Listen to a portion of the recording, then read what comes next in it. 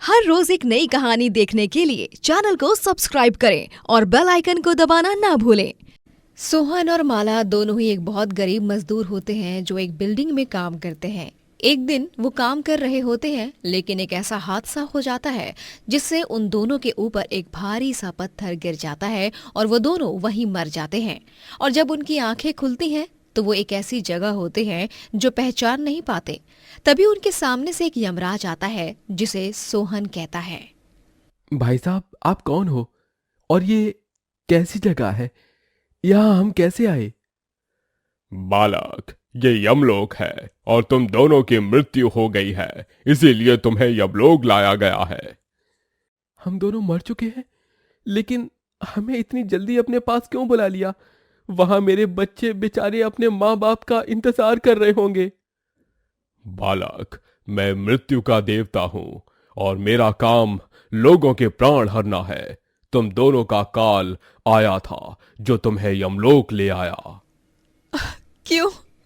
हमें एक साथ क्यों बुलाया? अरे मारना ही था तो बस मुझे मार देते ना। अब हमारे बच्चे बेचारे किसके भरोसे रहेंगे? कौन उनको देखेगा? ये सब सोचना मनुष्य का काम होता है, यमराज का काम बस प्राण हरना होता है और मैंने अपना काम कर लिया। तुम मनुष्य भी कितने लोभी होते हो। यहीं किसी एक की मृत्यु होती तो दूसरा बोलता कि मैं जी कर क्या करूं, और जब दोनों की मृत्यु हो गई धरती लोक के प्राणी के लिए रोते हो। सोहन और माला मर तो गए थे, लेकिन एक माता पिता का दिल मरने के बाद भी नहीं मरता है। वो अब भी अपने बच्चों के लिए तड़प रहे होते हैं।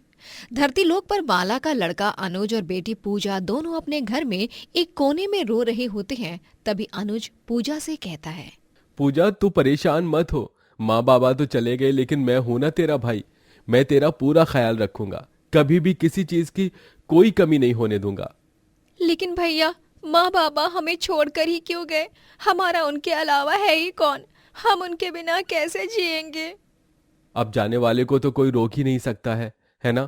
और माँ बाबा को गए हुए 2 हफ्ते हो गए हैं, पर कोई पूछने नहीं आया। इसीलिए अब हमें अपना ख्याल खुद ही रखना पड़ेगा। हाँ भैया, आप सही कह रहे हो। मैं अब जल्द ही कोई काम देखता हूँ। जिस तरह माँ बाबा ने हमारी सारी जरूरत पूरी करी थी, वैसे ही मैं भी तेरी सारी जरूरतें पूरी करूंगा। भैया, आप अकेले ही क्यों? माँ बाबा दोनों मिलकर सब करते थे। वैसे ही हम दोनों भी एक दूसरे की मदद बनाएंगे और एक दूसरे के लिए सब करने की कोशिश करेंगे।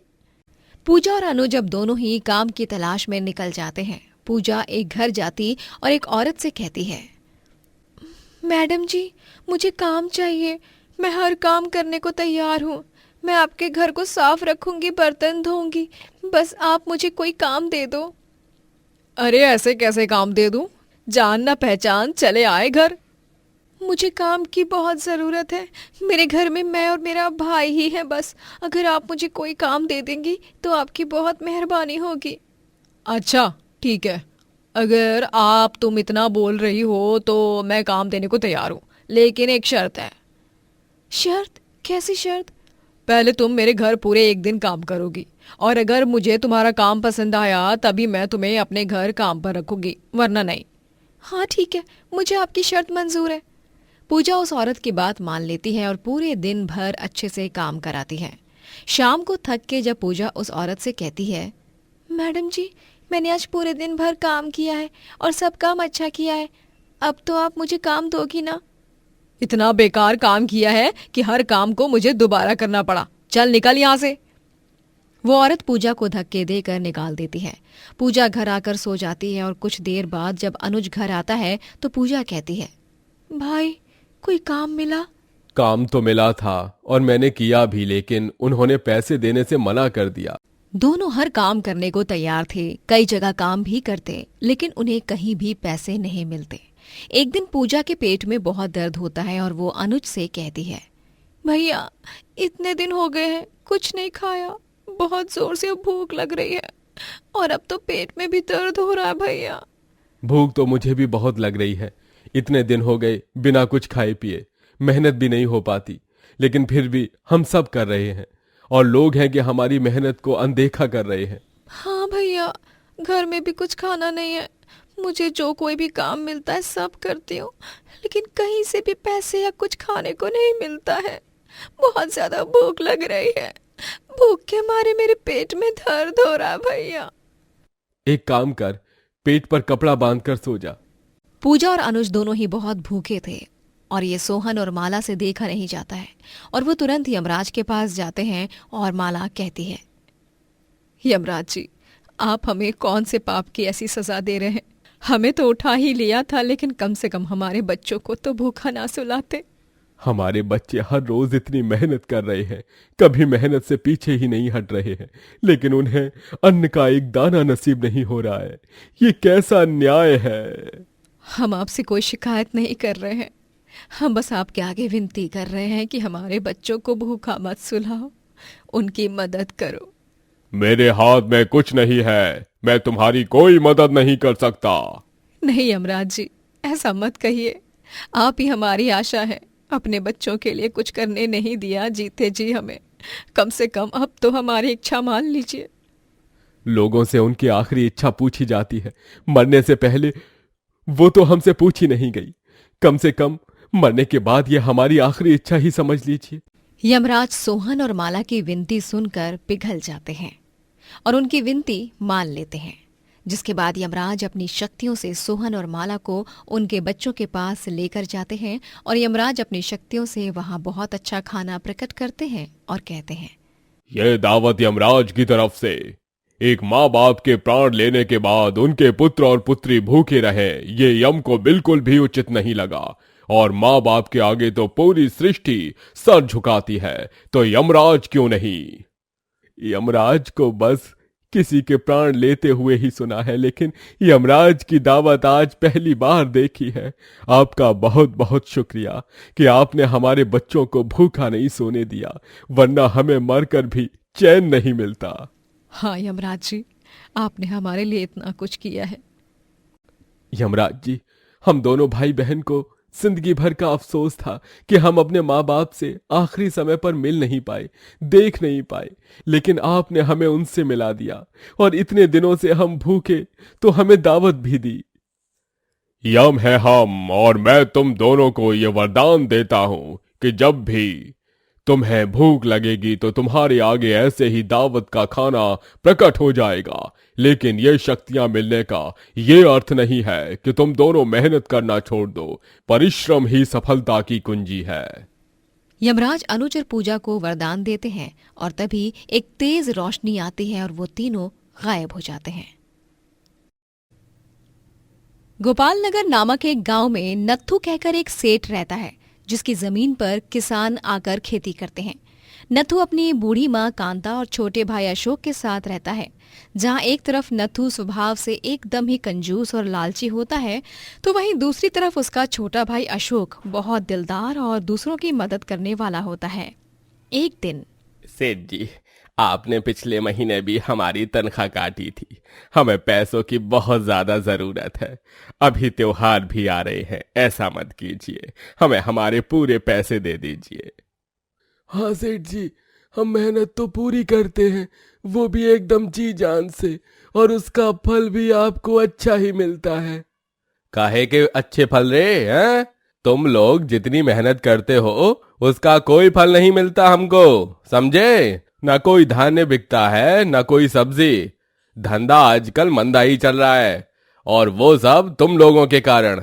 ठीक से किसानी नहीं करोगे तो यही होगा ना, और फिर तनख्वाह काटने के बाद मुंह उठाकर यहाँ चले आते हो। चलो दफा हो जाओ यहाँ से अब। लेकिन सेठ जी, हमारी बात तो सुनिए। नत्थू उन गरीब किसानों को वहां से भगा देता है। तभी शिव मंदिर से पूजा करके आया हुआ उसका भाई अशोक ये सब देख नत्थू से कहता है, क्या हुआ नत्थू भैया, आपने इन लोगों को पैसे क्यों नहीं दिए और इनसे झूठ क्यों कहा कि आपको कोई मुनाफा नहीं हो रहा है, जबकि आपका धंधा तो बहुत ही अच्छा चल रहा है? ओए अशोक के बच्चे, तू अपने काम से काम रख, बड़ा आया मुझसे सवाल जवाब करने वाला। लेकिन नत्थू भैया, ये तो सरासर गलत है ना।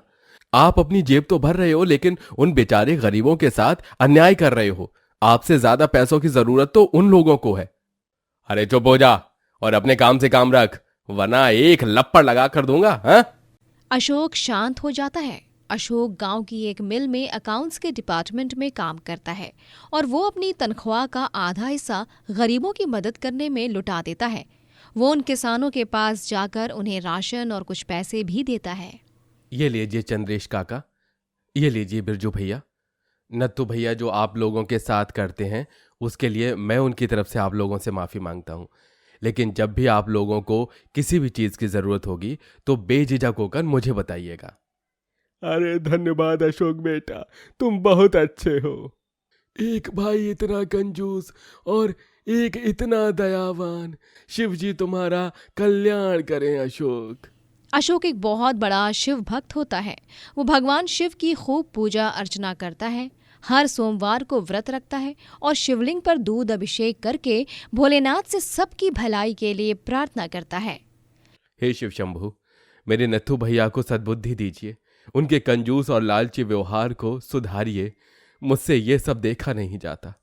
अशोक जब घर आता है तब वो देखता है कि खेत में नत्थू दो किसानों को खेत से धक्के मारकर बाहर निकाल रहा है। अरे सेठ जी, ऐसा मत कीजिए, हमें काम की बहुत जरूरत है, हमें काम करने दीजिए। बहुत पैसा पैसा करते रहते हो ना। कह रहा हूं कि मुझे पैसे मिल जाने पर मैं तुम्हें दे दूंगा, लेकिन नहीं, तुम लोगों को मेरी बात समझ में नहीं आती है ना। जाओ अब ढूंढो कहीं और काम। अरे नहीं सेठ जी, हमें माफ कर दीजिए, मेरी बेटी की शादी है 2 महीने में, इसलिए मैं आपसे पैसे मांग रहा था। अब जाओ, अब मैं ना तो तुम्हें तुम्हारे बचे हुए पैसे दूंगा और ना ही काम पर रखूंगा। भूल जाओ सब कुछ अभी। वो दोनों किसान उदास होकर वहां से चले जाते हैं। ये सब देखकर अशोक को बहुत बुरा लगता है। वो अपनी माँ कांता से कहता है, माँ ये सब क्या है? आप कुछ कहती क्यों नहीं है नत्थू भैया से? क्या करूं बेटा, उसे समझा समझा कर थक गई हूं मैं, लेकिन वो मेरी सुनता ही नहीं। इतना लालच करेगा तो बहुत पछताएगा बाद में। नत्थू उन दोनों की बात सुन लेता है और वो उनके पास आकर कहता है, मैं कुछ पछताने वछताने वाला नहीं हूं, और हाँ, आप दोनों को भी मेरे काम के बीच में दखल अंदाजी करने की कोई जरूरत नहीं है। मुझे अच्छी तरह से पता है कि मैं क्या सही करता हूं और क्या गलत करता हूं। नत्थू आंखें दिखाकर वहां से चला जाता है। अशोक को अपने बड़े भाई का ये बर्ताव देख अच्छा नहीं लगता है। वो इसीलिए रात में उससे फिर से झगड़ा करता है। बस अब बहुत हुआ आपका भैया, मैं आपके सारे किसानों से कह देने वाला हूं कि आपके खेत में काम को छोड़कर चले जाएं। मैं उन सबको किसी और ईमानदार सेठ के यहाँ काम पे लगवा दूंगा और उन्हें उनके बचे हुए पैसे भी दे दूंगा। अशोक बिल्कुल ठीक कह रहा है नत्थू बेटा, तुम्हारे यहाँ काम करने से तो सभी किसान बेचारे नुकसान में ही जा रहे हैं। तुम्हें तो बस खुद की ही पड़ी है। खबरदार, खबरदार, अगर तुमने ऐसा कुछ किया तो मैं तुम्हें छोड़ूंगा नहीं। मेरे सारे किसान मेरे ही खेत में आने चाहिए। अगर तुमने उनसे जाकर कुछ कहा तो मैं भूल जाऊंगा कि तुम मेरे छोटे भाई हो, तुम्हें माँ की सौ। लेकिन नत्थू भैया। अब अशोक पूरी तरह फंस जाता है क्योंकि नत्थू ने उसे माँ की 100 जो दी थी। एक दिन जब नत्थू जंगल के रास्ते से गुजरते हुए शहर की तरफ जा रहा होता है, तभी उसे कुछ डाकू घेर लेते हैं। अरे वाह, ये तो एक सेठ है, इसके पास तो ढेर सारे पैसे होंगे। आज तो हमारे मजे हैं। ओए चलो, जल्दी से पैसे निकाल, वरना तेरी खैर नहीं है आज। नहीं, छोड़ दो मुझे, मेरे पास कुछ नहीं है। अरे झूठे मक्कार, ये गले में सोने की चेन, बटुए में इतने सारे पैसे, ये सब किसी जादू से आए हैं क्या फिर? डाकू नत्थू का सोना और पैसा उससे छीन लेते हैं और उसे मारने लगते हैं। तभी वहां पर नत्थू की खेत में काम करने वाले किसान वहां से गुजर रहे होते हैं। वो उन डाकुओं को नत्थू को मारते हुए देख लेते हैं और तभी वो दोनों किसान वहां पड़े बैम्बू को उठाकर उन डाकुओं को मारने लगते हैं। नहीं, ये लो। किसान डाकू को मार पीट कर वहां से भगा देते हैं और किसानों को देख नत्थू को अपनी गलती का एहसास हो जाता है। मुझे माफ कर दो, मैंने तुम लोगों के साथ इतना अन्याय किया। तुम सबको पैसे कम दिए और तुम लोगों ने मुसीबत में मेरी जान बचाई। मैं सच में बहुत बुरा हूँ, मुझे माफ कर दो।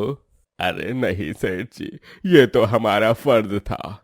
हाँ सेठ जी, आपको माफी मांगने की कोई जरूरत नहीं है, बस हमें काम से मत निकालना कभी भी। इतना कहते हुए वो दोनों किसान वहां से चले जाते हैं। गरीब कितने ईमानदार और दयावान होते हैं। लालच और कंजूसी करते करते मैंने कभी मेरे किसानों की भावनाओं को नहीं समझा। आज उन्होंने ही मेरी जान बचाई, जिनकी जान को मैं रोज जलाता हूँ। उनसे मुफ्त में ज्यादा काम करवा कर, जानबूझकर उनकी तनख्वाह में से पैसे काट कर, उन्हें देर से तनख्वाह देकर और उन्हें बुरा भला कहकर। लेकिन अभी नहीं, अभी मैं सबसे अच्छे से पेश आऊंगा और कंजूसी करना छोड़ दूंगा, क्योंकि सच में दूसरों की मदद करने से ज्यादा अच्छा पुण्य और किसी काम में नहीं है। तभी वहां पर नथु भगवान शंकर का मंदिर देखता है और उसमें जाकर उनकी पूजा करता है। तभी उसे शिव जी की आवाज सुनाई देती है। तुम्हें अपनी गलतियों का एहसास हुआ, ये देख मैं बहुत खुश हूं नथु। बस यूं ही तुम अपने अपनों को और बाकी जरूरतमंद लोगों को मदद करते रहा करो। आयुष्मान भव। अरे धन्यवाद शिव जी, आपका बहुत बहुत धन्यवाद। और उस दिन के बाद से नथु ने फिर कभी कंजूसी नहीं की और वो सबके साथ अच्छे से ईमानदारी से पेश आने लगा। गोरखपुर नामक एक गांव में किशोर चंद नामक एक ब्राह्मण अपनी बीवी सुधा के साथ रहता है। वो बहुत आलसी होता है और दिन रात बस घर पर आराम करता रहता है। सुधा किशोर चंद के इस बर्ताव से बहुत परेशान होती है। दिन रात बस सोना, खाना, पीना और फिर से सोना, हाँ बस यही चल रहा है तुम्हारा। अरे तनिक मंदिर जाकर अपना काम करो। लोगों की शादियां, बच्चों के नामकरण, लोगों की कुंडली मिलान, न जाने कितने ग्राहक आकर गए, लेकिन तुम अपने आलस को छोड़ने से रहे। अरे सुधा, क्या तुम भी इतना सुनाती रहती हो मुझे? अरे मैंने तुमसे कहा ना, मुझे ये जग की मोह माया नहीं चाहिए। मुझे मेरे शंकर जी जरूर मदद करेंगे। वो मेरा साया बनकर हमेशा मेरे साथ ही रहते हैं।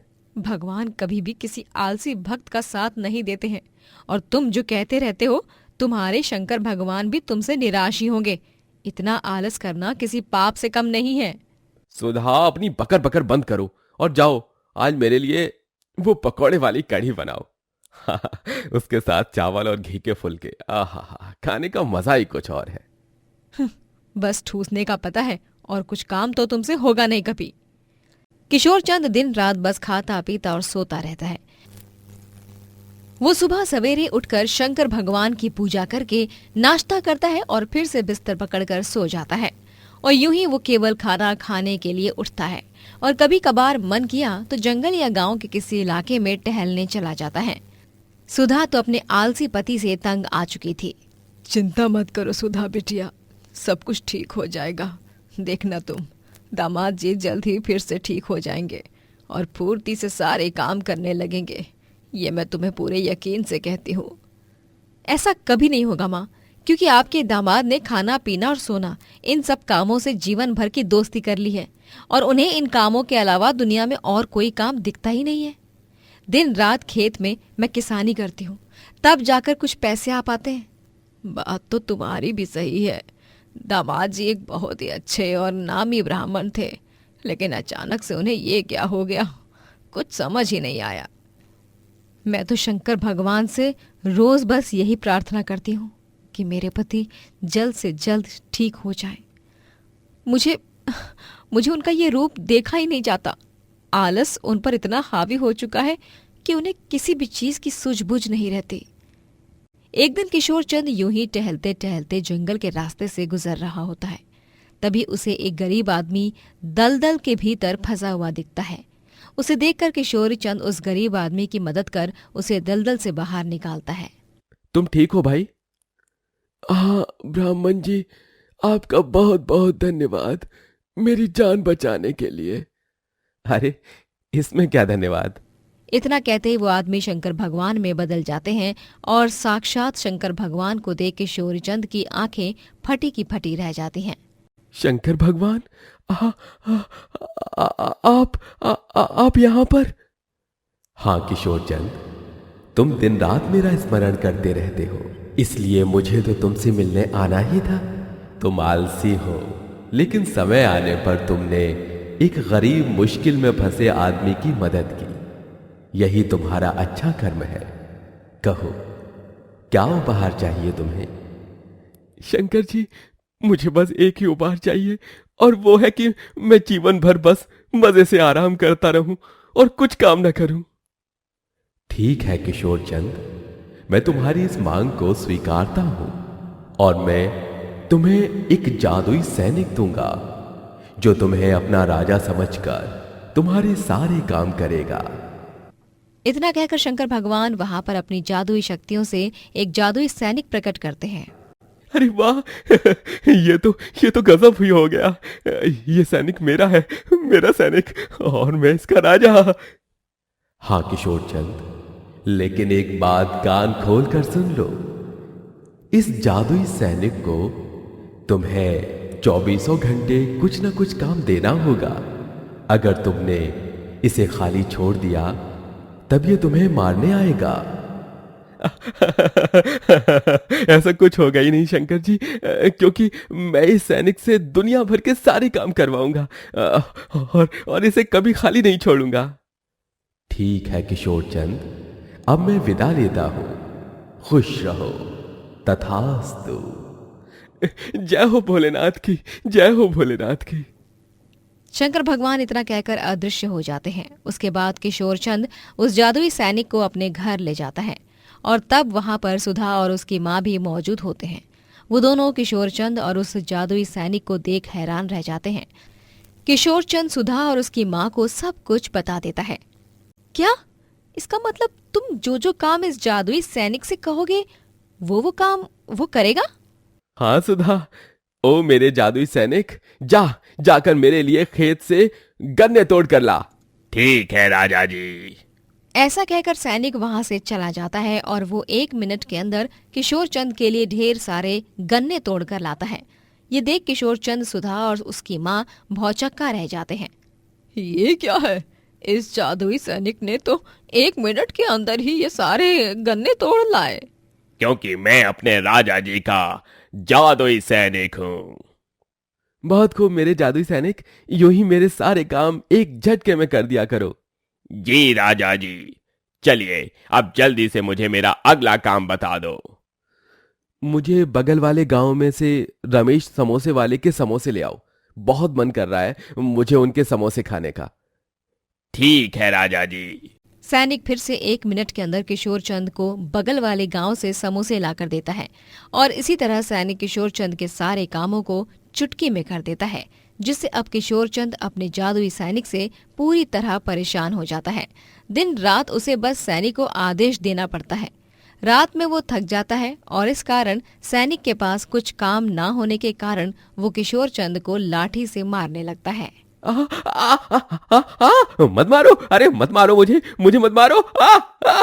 ये लो राजा जी, मुझे काम दो वरना मैं आपको यूं ही मारता रहूंगा। हे भगवान, छोड़ दो मेरे पति को, दुष्ट सैनिक। सैनिक किशोर चंद को खूब मारता है। तभी किशोर चंद जल्दी से उसे अपने लिए तबेले के गाय का दूध लाने को कहता है। तभी सुधा, माँ जी, मैं क्या करूं? मैं तो इस जादुई सैनिक को अपने साथ लाकर बुरी तरह फंस गया हूं। ये तो हाथ धोकर मेरे पीछे ही पड़ गया है।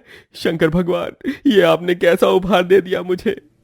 मेरे पास उस जादुई सैनिक को हमेशा हमेशा के लिए दूर करने का तोड़ है, लेकिन आपको वादा करना होगा दामाद जी कि आप आज के बाद कभी भी आलस नहीं करोगे और हमेशा मेहनत और परिश्रम करके आगे बढ़ोगे और अपने सारे काम करोगे। हाँ माँ जी, मुझे माफ कर दीजिए, लेकिन मैं आपको वचन देता हूँ कि मैं आज के बाद कभी भी आलस नहीं करूंगा और मेहनत से अपने सारे काम करूंगा। ठीक है, हमें उस जादुई सैनिक को रोकने का तोड़ उसे काम देकर ही होगा, लेकिन हम उसे ऐसा काम देंगे जिसे वो कभी पूरा नहीं कर पाएगा। लेकिन माँ, ऐसा कौन सा काम है? जब वो आएगा तब उससे कहना कि गांव की नदी के पास जाकर 10 बार एक हाथ से ताली बजाकर आए, जो कि कभी नहीं हो सकता। अरे वाह, यह तो बहुत ही अच्छा उपाय है माँ जी, धन्यवाद। किशोर चंद अपनी सास के बताए गए उपाय को इस्तेमाल करता है और इस तरह सैनिक जिंदगी भर उस नदी के पास खड़े रहकर एक हाथ से ताली बजाने का खूब प्रयास करता रहता है, लेकिन कभी बजा नहीं पाता। वहीं शंकर भगवान द्वारा दी गई इस सीख से किशोर चंद को बहुत अच्छा सबक मिलता है और वो फिर कभी आलस नहीं करता और फुर्ती से सारे काम करने लगता है। अवनी एक गरीब और अनाथ महिला होती है जिसकी शादी मोहित से होती है। ससुराल वाले अवनी से बहुत प्यार करते हैं और उसे अपनी बेटी की तरह ही मानते हैं। ससुराल में उसकी सास जमुना और ससुर प्रेमलाल होते हैं। कुछ ही महीनों बाद अवनी गर्भवती हो जाती है, लेकिन एक दिन गर्भावस्था में जब अवनी एक जगह टैक्सी में जा रही होती है तभी उसका एक्सीडेंट हो जाता है और वो बुरी तरह घायल हो जाती है। डॉक्टर कैसी है अवनी अब? और मेरा बच्चा, वो तो सही सलामत है ना? बताइए ना डॉक्टर। अरे डॉक्टर बाबू, तुमने मौन व्रत धारण कर लिया है क्या? हाँ, अरे जल्दी बताओ, हमारी बहू ठीक है या नहीं? पेशेंट ठीक है, लेकिन क्या डॉक्टर साहब, बताइए। बच्चा नहीं बचा पाई। पेशेंट का गर्भपात हो चुका है और अब वो कभी भी मां नहीं बन सकती है। डॉक्टर की ये बात सुनकर मोहित, जमुना और प्रेमलाल तीनों हैरान रह जाते हैं। हे माँ, माता जी! ये आप क्या कह रहे हैं डॉक्टर? ऐसा नहीं हो सकता, ऐसा नहीं हो सकता। ये क्या हो गया पापा? माँ! मैंने कहा था बहू की कुंडली अच्छी नहीं है, वो पनौती ही है और उसी के वजह से हमारे खानदान के आने वाला चिराग खोया है। 2 दिन बाद अवनी को हॉस्पिटल से डिस्चार्ज मिलने के बाद घर वाले अवनी को घर में लेने से पहले ही उसे घर से बाहर निकाल देते हैं और उसके मुंह पर उसके सारे कपड़े फेंक देते हैं। ये आप लोग क्या कर रहे हैं? मेरा सामान और मुझे घर से बाहर क्यों निकाल रहे हैं? सिर्फ इसलिए क्योंकि मैं अब कभी भी माँ नहीं बन सकती? हाँ, क्योंकि अब हम इस घर में तुम जैसी पनौती को बिल्कुल नहीं रख सकते। तुम एक बांझ हो और बांझ एक पनौती होती है। अवनी, आज से हम तुमसे सारे रिश्ते नाते तोड़ते हैं। आइंदा फिर कभी हमें अपनी ये घटिया और मनहूसियत भरी शक्ल मत दिखाना तुम। लेकिन मेरी बात तो सुनिए। अवनी कुछ और कहती उससे पहले ही मोहित उसके मुंह पर दरवाजा बंद कर देता है और बेचारी अवनी अब यहाँ से वहां भटकते हुए दूसरे गांव पहुंच जाती है। वो 2 दिन वहां के एक मंदिर में रहती है, लेकिन उसके बाद उसके पास एक औरत आती है और कहती है, अरे ओ बहन, अरे तुम्हें काम चाहिए था ना? है मेरे पास काम, वो भी बहुत अच्छा। अरे वाह, धन्यवाद बहन जी। कहाँ है काम? कैसा है काम, बताइए ना। एक औरत है, वकील है, अपनी दादी के साथ रहती है। उसके घर पर दिन रात रहना है और घर का सारा काम करना है। वाह वाह, ये तो बहुत ही अच्छा काम है। हाँ, सो तो है। तनख्वाह वगैरह का तुम उससे पूछ लेना, ठीक है? ठीक है बहन जी। तनख्वाह का क्या है, मुझे 24 घंटे रहने के लिए छत भी मिल गई है और काम भी मिल गया। मुझे अगर उन्होंने तनख्वाह नहीं भी दी तो भी कोई शिकवा नहीं। अवनी उस औरत के घर जाती है। उसका नाम सुजाता होता है।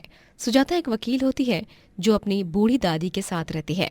अवनी वहाँ काम करने लगती है। झाड़ू पोछा से लेकर खाना बनाने तक सारे काम अवनी अच्छे से कर लेती है, जिससे सुजाता और उसकी दादी बहुत खुश होते हैं। अवनी सुजाता और दादी को अपनी पूरी कहानी बताती है, कैसे उसके बांझ होने के बाद उसके पति और सास ससुर ने उसे घर से बाहर निकाल दिया। तभी एक वकील होने के नाते मैं यही कहूंगी कि तुम्हारे पति और सास ससुर ने तुम्हारे साथ बहुत गलत किया है अवनी। खैर, तुम्हें बस अब अपने अतीत के पन्नों को फाड़ कर फेंक देना है और जिंदगी की किताब में नए पन्नों के साथ नई शुरुआत करनी है। हाँ दादी, आप सही कह रही हो।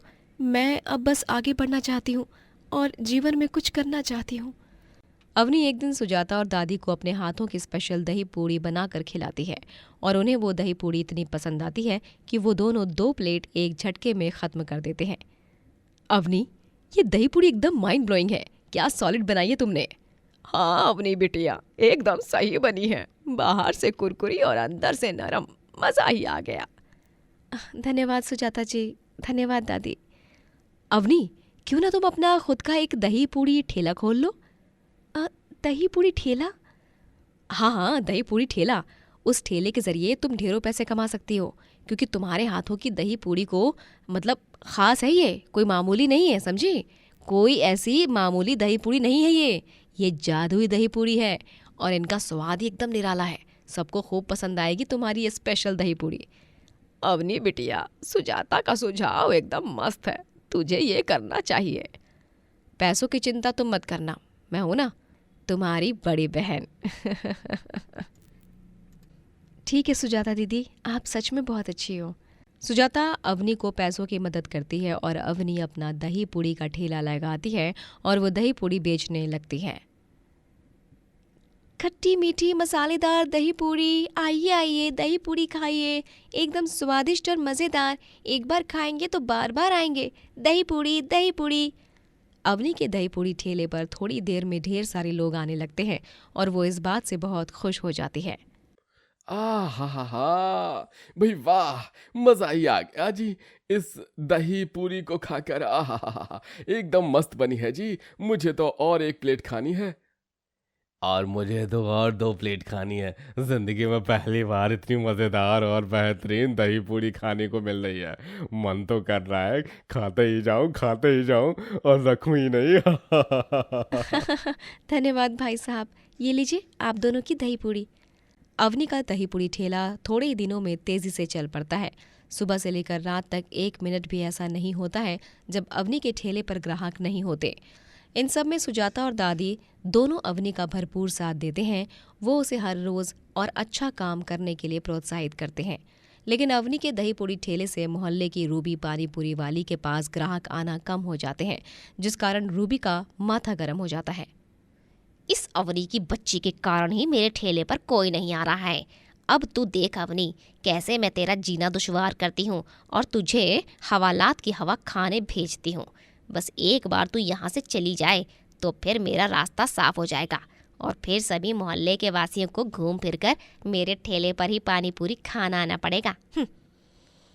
रूबी रात में चुपके से अवनी के दही पूड़ी बनाने के सामान में एक ऐसी दवाई मिला देती है जिससे लोगों की जान खतरे में जा सकती है।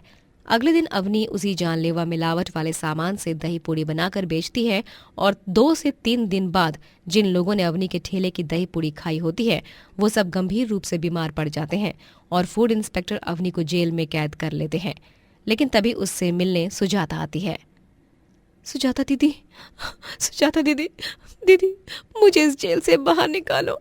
मैंने कोई मिलावट नहीं की थी, जरूर ये किसी की साजिश है।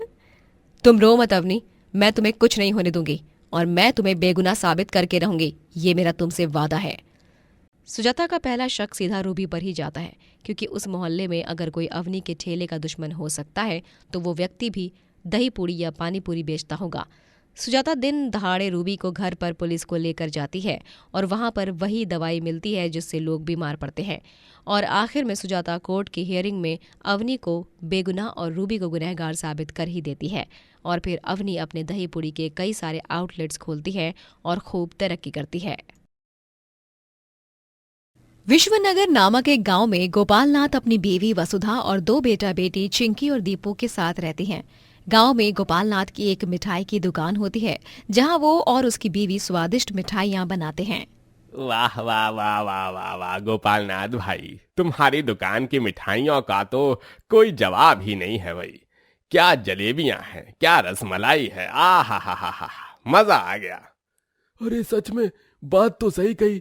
मुझे 1 किलो ये देसी घी की लड्डू देना और ये 2 किलो ये बासुंदी भी दे देना। बहुत अच्छी खुशबू आ रही है, स्वाद तो और भी ज्यादा बढ़िया होगा भाई। ये लीजिए भाई साहब आपकी मिठाइयाँ। अरे धन्यवाद वसुधा भाभी। आते रहिए यूं ही हमारी दुकान पर। हाँ जरूर जरूर। गोपालनाथ और वसुधा के जीवन में सब कुछ कुशल मंगल चल रहा होता है।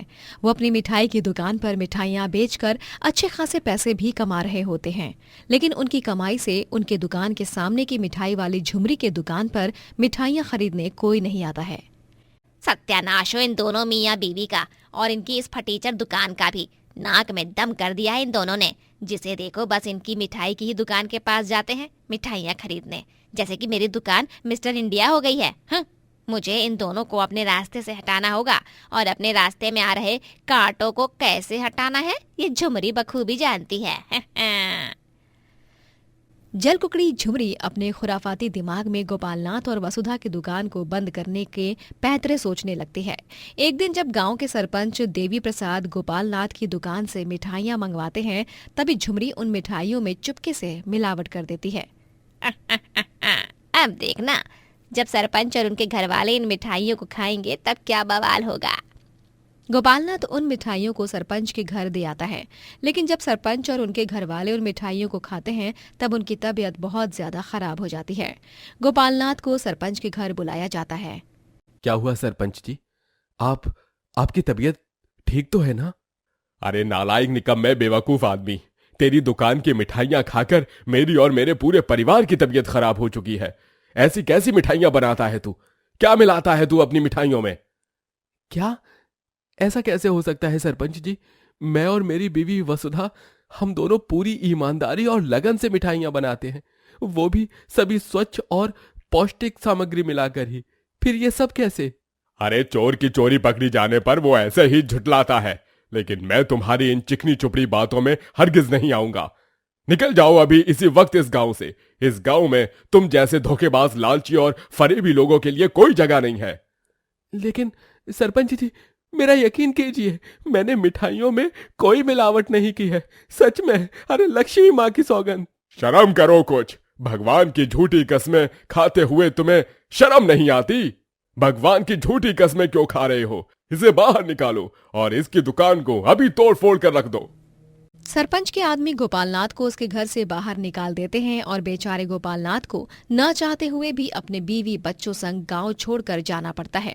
सरपंच के आदमी उसकी दुकान को भी तोड़ देते हैं। ये सब होते हुए देख झुमरी के कलेजे में बहुत ठंडक पड़ती है। उसकी तो खुशी का ठिकाना ही नहीं होता।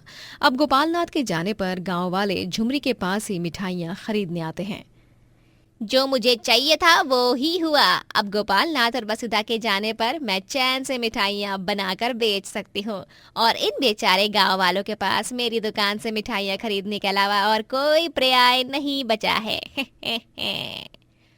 गोपालनाथ अपनी बीवी बच्चों के साथ बगल वाले गांव में अपने बड़े भाई हेमंत लाल के पास जाता है, लेकिन तभी हेमंत लाल की बीवी उर्मिला दरवाजा खोलती है और गुस्से से कहती है, ये हमारा घर है, कोई धर्मशाला नहीं। चले जाओ यहाँ से, बेवकूफों, मुंह उठाकर चले आए हो। लेकिन उर्मिला भाभी, मेरी बात तो सुनिए भाभी। उर्मिला उन लोगों के मुंह पर दरवाजा बंद कर देती है और अब वो लोग यहाँ से वहाँ दर दर भटकने लगते हैं। गोपालनाथ को कुछ दूर एक लक्ष्मी माता का मंदिर दिखाई देता है। वो अपनी बीवी बच्चों को लेकर वहाँ जाता है और वो लोग वहीं पर रात गुजारते हैं। रात भर गोपालनाथ रोते हुए लक्ष्मी माँ की प्रतिमा के सामने बैठकर हाथ जोड़कर प्रार्थना करता है। हे लक्ष्मी मैया, आप तो जानती हो ना कि मैंने कोई गलत काम नहीं किया है, फिर ये किस बात की सजा मिल रही है मुझे मैया? मुझे इस संकट भरे समय से बाहर निकालो, मेरे दुख हर लो मैया। मेरी बीवी, मेरे बच्चे भूखे हैं। अब तो दिवाली भी आने वाली है, हमारे जीवन में फिर से खुशियां लौटा दो मैया। मैं आपसे विनती करता हूं मैया। गोपालनाथ अगले दिन बहुत सी जगहों पर जाकर काम ढूंढता है, लेकिन कोई उसे काम नहीं देता। वो उदास होकर वापस मंदिर लौट आता है। देवलोक में ये सब लक्ष्मी माता देख रही होती हैं। नारायण नारायण। माते, क्या आप इस भक्त के जीवन की नैया पार नहीं करेंगी? कितने दुख भरे समय से गुजर रहा है ये। अवश्य करूंगी देवर्षि नारद। मैं तो बस इस भक्त के जीवन की भक्ति देख रही थी और धैर्य की परीक्षा ले रही थी, लेकिन ये भक्त तो सच में बहुत ही ईमानदार और नेक दिल है। लक्ष्मी माता धरती लोक पर अवतरित होती हैं और साक्षात लक्ष्मी माता को देखकर गोपालनाथ और उसके परिवार वाले चकित रह जाते हैं। सभी नतमस्तक होकर माता को प्रणाम करते हैं। आयुष्मान भवा। माँ आप यहाँ? मैं तो धन्य हो गया आपके दर्शन पाकर। आपकी जय जयकार हो मैया, आपकी जय जयकार हो। मेरे भक्त को मैं चिंता में नहीं देख पाई और अब तुम्हारी मदद करने मैं स्वयं यहाँ चली आई। ये लो बालक। लक्ष्मी माता गोपालनाथ को एक सुनहरा संदूक देती हैं जिसमें ढेर सारा धन होता है। हे धन की देवी, ये सब क्यों? मुझे धन की कोई जरूरत नहीं है माते। मुझे तो बस अपनी खोई हुई मिठाई की दुकान वापस चाहिए माँ। सब कुछ उचित होगा, बस संयम रखो बालक, सदा खुश रहो। माता वहां से अदृश्य होकर सरपंच देवी प्रसाद के घर प्रकट होती हैं और अपने कक्ष में लक्ष्मी मैया को देख देवी प्रसाद एकदम से चौंक जाता है। मैया, आप यहाँ? ये कैसे संभव है? मैं यहाँ अपने भक्त को इंसाफ दिलाने आई हूँ। जिसे तुमने बेगुनाह होते हुए भी एक बड़ी सजा दी है। चलो मेरे साथ। लक्ष्मी माता सरपंच को अपने साथ समय में पीछे ले जाती हैं और वो उसे दिखाती है कि कैसे झुमरी ने ही मिठाइयों में मिलावट की थी। ये सब देख सरपंच हैरान रह जाता है। फिर से समय में वापस आने पर सरपंच पूरे गांव के सामने गोपालनाथ से माफी मांगता है। मुझे माफ कर दो गोपालनाथ, मैंने तुम्हारे साथ बहुत बहुत बहुत गलत किया है। असल में इस झुमरी ने मिठाइयों में मिलावट की थी, लेकिन मैं उसका इल्जाम बगैर सोचे समझे तुम पर लगा दिया और तुम्हें इस गांव से बाहर कर दिया। नहीं सरपंच जी, इसमें आपकी कोई गलती नहीं है। किसी को भी यही लगता कि गलती मेरी है। लेकिन अब इस झुमरी को कड़ी से कड़ी सजा मिलेगी। निकल जाओ इस गांव से झुमरी मिठाई वाली। नहीं नहीं, ऐसा मत कीजिए। मैं कहाँ जाऊंगी? मुझे इस गांव से मत निकालिए। चुप रहो तुम। एक बेकसूर के साथ गलत करते वक्त तो तुम्हें बड़ा मजा आया था ना, अब भुगतो अपने बुरे कर्मों की सजा। सरपंच और गांव वाले झुमरी को गांव से बाहर निकाल देते हैं और उसके बाद गोपालनाथ अपनी मिठाई की दुकान फिर से शुरू करता है और अपने परिवार संग धूमधाम से दिवाली का पावन त्योहार मनाता है। सीता एक बहुत ही परोपकारी और दयालु लड़की थी। शहर में वो अपने पति रोहित के साथ रहा करती थी। सीता शाम के समय बाजार से अपने घर जा रही होती है, तभी उसकी नज़र एक छोटे बच्चे पर पड़ती है जो भूख से बिलख रहा था। उसको देख सीता खुद को रोक नहीं पाती और कुछ सामान खरीदकर उस बच्चे को दे देती है। बेटा ये लो, कुछ खा लो, तुम्हें भूख लग रही होगी ना। सीता को इतना दयालु देख वो बच्चा अपनी आंखों में आंसू लिए उसका धन्यवाद करता है। सीता भी अपने होठों पर मुस्कान लिए अपने घर चली जाती है, जहां वो देखती है कि सीता की सास सोफे पर बैठी अपनी बहू का इंतजार कर रही थी। अरे माँ जी, आप कब आई? बस बहू, अभी आधे घंटे ही हुए हैं मुझे आए हुए। वो क्या है ना, थोड़ी तबीयत ठीक नहीं रहती थी गांव में, और दिवाली भी आ रही है तो सोचा क्यों ना मैं शहर आ जाऊं। शहर आने पर मैं अपना इलाज भी करवा लूँगी और इसी बहाने मैं अपने बच्चों के साथ दिवाली भी मना लूँगी। ये तो आपने बहुत अच्छा सोचा, पर आपको आने में कोई दिक्कत तो नहीं हुई ना? नहीं नहीं बहू, मुझे आने में कोई भी परेशानी नहीं हुई। ठीक है, आप यहाँ बैठिए, मैं बस अभी आई, आपके लिए खाना वगैरह लगा देती हूँ। सीता अब सुमित्रा के लिए खाना लगा देती है। सुमित्रा खाना खा ही रही होती है, तभी सीता का पति रोहित उदास और हताश होकर अपने घर आता है। रोहित जी, क्या हुआ? आज आप इतनी जल्दी घर क्यों आ गए? सब ठीक तो है ना? क्या बताऊं सीता, कुछ ठीक नहीं है। मुझे तो अब ये समझ में नहीं आ रहा है कि मैं क्या करूं। मेरा मन कर रहा है कि मैं मर जाऊं। हे माता रानी जी, आप क्या कह रहे हैं? भला आपके मन में ऐसा विचार आ भी कैसे सकता है? हाँ बेटा, तू ऐसे क्यों कह रहा है? आखिर बात क्या है? माँ, मेरी जॉब छूट गई है। मुझे कुछ समझ नहीं आ रहा है कि आखिर मैं क्या करूं। दिवाली का समय आ रहा है, इस समय मुझे कहीं नौकरी भी नहीं मिलेगी। घर कैसे चलेगा? आपका इलाज कैसे होगा? रोहित जी, आप चिंता मत कीजिए, माता लक्ष्मी सब अच्छा करेंगी। वो जो करती हैं वो हमारे भले के लिए ही करती हैं। वो हमारी परीक्षा ले रही हैं, लेकिन हमें अपनी हिम्मत नहीं हारनी। हमें उनकी इस परीक्षा में पास होना है रोहित जी, इसीलिए आप उदास मत होइए। भगवान जब एक रास्ता बंद करता है ना, तो वो दूसरा रास्ता हमें ज़रूर दिखाता है। सीता की बात सुनकर रोहित कोई जवाब नहीं देता और उदास होकर अपने कमरे में चले जाता है। समय यूं ही बीतता रहता है और बीतते समय के साथ रोहित की नौकरी कहीं नहीं लगती। धीरे धीरे अब उनके घर के कंडीशन बिगड़ने लगते हैं। ऐसी एक शाम सीता माता लक्ष्मी की आरती कर रही थी, तभी उसके दरवाजे पर एक बूढ़ी औरत आती है। भगवान के नाम पर कुछ खाने के लिए दे दो, तुम्हारे बच्चे खुश रहेंगे, तुम्हारा घर हमेशा आबाद रहेगा। एक भूखी बुढ़िया का पेट भर दो। सीता माता लक्ष्मी की पूजा में थी, लेकिन उस बुढ़िया की आवाज़ सुनकर सीता के साथ सुमित्रा दरवाजे पर आ जाती है। बहन जी, हमारे घर के हालात वैसे ही अच्छे नहीं हैं, ऊपर से तुम यहाँ और भीख मांगने के लिए आ गई। देखो बहन, हमारे घर में एक फूटी कौड़ी नहीं है और ना ही खाने को कुछ है, इसीलिए तुम यहाँ से जा सकती हो। जहाँ सुमित्रा और वही बूढ़ी औरत आपस में बात कर रही थी, तो वहीं दूसरी तरफ उन दोनों की बातें सुनकर सीता अपनी पूजा खत्म करके उसे बूढ़ी अम्मा के पास आ जाती है, जहाँ वो देखती है कि बुढ़िया अपने हाथों को आगे फैलाए उसे अपने पेट भरने के लिए कुछ मांग रही है। ये देख सीता अपने घर से कुछ चावल के दाने, दाल का आटा, कुछ पैसे लेकर उस बुढ़िया के पास आ जाती है। अम्मा लीजिए, ये कुछ पैसे और अनाज है, आप अपने घर में चूल्हा जला लीजिए। सीता उस बुढ़िया को कुछ देती उससे पहले सुमित्रा अपनी बहू का हाथ पकड़ लेती है। बहू, ये तो क्या कर रही है? अरे खुद की चादर फटी हुई है और तू दूसरों की चादर सील ले चली है। अरे खुद के घर में तो खाने के लिए अनाज की कमी है, पैसे नहीं है, और तू है कि लोगों पर अपने परोपकार की बौछार कर रही है। अरे इतनी भी दयालु मत बन, समझी? माँ जी, लोगों की मदद करना तो पुण्य का काम होता है। पाप और पुण्य आजकल के ज़माने में नहीं होता बहू, इसीलिए ये सब कुछ अंदर लेकर चल। कोई ज़रूरत नहीं है किसी को भी कुछ भी देने की।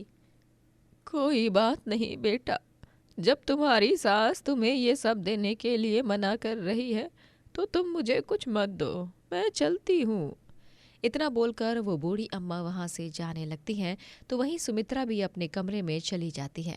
लेकिन सीता को ये सब जरा भी अच्छा नहीं लगता, क्योंकि सीता एक दयालु और साफ मन की लड़की थी। इसीलिए वो उसे अनाज और पैसों को लेकर उस बुढ़िया के पीछे जाती है और उसको रोकते हुए वो अनाज और पैसे दे देती है। अम्मा, माँ जी की तरफ से मैं आपसे माफ़ी मांगती हूँ। माँ जी ऐसी ही हैं, वो क्या है ना, मेरे पति की जॉब छूट गई है, अभी हमें थोड़ी सी दिक्कत परेशानी का सामना करना पड़ रहा है, इसीलिए माँ जी थोड़ी चिड़चिड़ी रहने लगी हैं। आप माँ जी की बातों का बुरा मत मानिए और ये अनाज और कुछ पैसे रख लीजिए। भगवान तुम्हारी सारी परेशानियों को दूर करे। जय माँ लक्ष्मी। बूढ़ी औरत वहाँ से चली जाती है, पर ये सब कुछ सुमित्रा अपने कमरे की खिड़की से देख लेती है। सीता जब वापस अपने घर के अंदर आती है तो सुमित्रा अपने घर को सर पर उठा लेती है। बहू, तूने तो आज हद ही कर दी। अरे 2 दिन बाद दिवाली है, दिवाली के लक्ष्मी पूजन में क्या करेगी? हाँ, कहाँ से माता लक्ष्मी की पूजा करेगी? वैसे तो तू बहुत मानती है माता लक्ष्मी को, बता अब उनकी पूजा कैसे करेगी पूरी? माँ जी, मैंने सब कुछ माता लक्ष्मी पर छोड़ दिया है, वो जो करेंगी हमारे अच्छे के लिए करेंगी। सुमित्रा गुस्से में अपनी बहू पर चिल्लाती रहती है, लेकिन सीता अपनी सास का कोई जवाब नहीं देती। देखते ही देखते 2 दिन बीत जाते हैं। आज दिवाली थी और सीता के घर में ना तो 1 रुपया था और ना ही भगवान की पूजा का कोई सामान। मेरी बात तो कोई सुनता ही नहीं है। मैंने कितनी बार कहा था इसे कि हमारे पास पैसे नहीं है, इतनी दयालु मत बन, इतनी दयालु मत बन, लेकिन मेरी बात की तो कोई वैल्यू ही नहीं है। अरे अब लक्ष्मी पूजन कहाँ से करेगी? ज्योत कैसे जलाएगी? माता लक्ष्मी के लिए घर को दिए से कैसे जगमगाएगी? सुमित्रा चिल्लाते हुए अपने कमरे में चली जाती है, तो वहीं सीता दुखी होकर माता लक्ष्मी के चरणों में अपना शीश झुकाकर रोते हुए बोलती है। हे माता लक्ष्मी, अब आप ही कोई रास्ता दिखाइए। आज दिवाली है और दिवाली वाले दिन मेरे घर में ना तो तेल है और ना ही दिया। मैं कैसे आपके सामने ज्योत जलाऊं? सीता माता लक्ष्मी की मूर्ति के आगे अपने दुख दर्द को बयां कर रही होती है, तभी उसके कानों में एक आवाज आती है। पुत्री, जरा बाहर आओ, देखो मैं तुम्हारे लिए क्या लेकर आई हूँ। उस बूढ़ी औरत की आवाज़ सुनकर सीता और सुमित्रा दोनों ही बाहर आते हैं। जहां वो उस बूढ़ी औरत के हाथ में कुछ मिठाई, पूजा का सामान और पैसे देखते हैं। उस बूढ़ी औरत के हाथ में इतना सामान देख सुमित्रा तुरंत उसके हाथ से सामान ले लेती है। अरे अम्मा, आपने बहुत अच्छा किया जो आप इस समय हमारे घर ये सारा सामान लेकर आ गए। वैसे भी मेरी बहू ने आपकी मदद की थी, तो अब आप जा सकती हैं। माँ जी, ये आप अम्मा से किस तरह से बात कर रही हैं? और अम्मा, आप हम सब के लिए ये सब क्यों लेकर आई हैं? आपके पास तो खुद खाने के लिए कुछ नहीं है। बेटा, भगवान के घर देर है अंधेर नहीं, और उस दिन तुमने कहा था ना कि तुम्हारे घर में पैसे नहीं हैं और तुम्हारे पति की जॉब छूट गई है, इसीलिए मैं यहाँ ये सब तुम्हारे लिए लाई हूँ। अम्मा जी, आज दिवाली है और आप मेरे घर के लिए इतना सब सामान लेकर आई हैं, तो मैं चाहती हूँ कि इस लक्ष्मी पूजा में आप हमारे साथ रहें। वैसे भी आपका कोई अपना नहीं है, तो क्यों ना आप आज के दिन मुझे अपनी बेटी समझकर मेरे ससुराल में आकर इस लक्ष्मी पूजन को समाप्त करें। सीता की बात सुनकर उस बूढ़ी अम्मा के चेहरे पर एक मुस्कुराहट आ जाती है, जिसके बाद सीता उस बूढ़ी अम्मा के हाथ को पकड़कर उन्हें अंदर लाती है। जैसे जैसे बूढ़ी अम्मा अंदर आती हैं वैसे वैसे उसके पैरों के निशान सीता के घर में छपते जाते हैं। कुछ देर बाद जब लक्ष्मी माता की पूजा समाप्त होती है तो वो बूढ़ी अम्मा अपने घर की ओर लौटती हैं। उसके घर जाने के बाद सीता, रोहित और सुमित्रा की नज़र उस बूढ़ी अम्मा के पैरों के निशान पर पड़ती है। उन निशानों को देखकर वो समझ जाते हैं कि वो बूढ़ी अम्मा कोई साधारण बूढ़ी औरत नहीं बल्कि साक्षात महालक्ष्मी थी। जिसके बाद वो तीनों मंदिर में हाथ जोड़कर माता लक्ष्मी का धन्यवाद करते हैं और कुछ ही दिनों बाद रोहित की भी एक बहुत बड़ी कंपनी में जॉब लग जाती है, जिसके बाद उनके घर की कंडीशन ठीक होने लगती है। साथ ही सुमित्रा की कंजूसी भी खत्म हो जाती है। दोस्तों, अगर आपको ये कहानी पसंद आई तो लाइक करें, शेयर करें और कमेंट करके बताएं कि कहानी में आपको सबसे अच्छा क्या लगा।